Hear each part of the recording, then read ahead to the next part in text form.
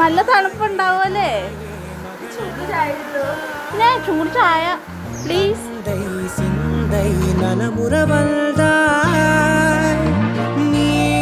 லோகம் என்று ஆனாய் பெண்ணே, என்னை வாழும் தெய்வம் நீதான் கண்ணே.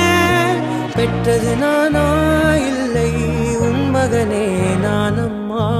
தாயே தாயே மகளனவள்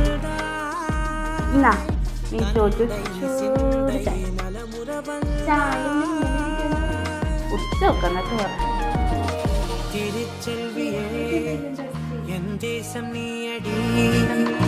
திசை காட்டிடும் சுட்டும் வரலும் நீயடி.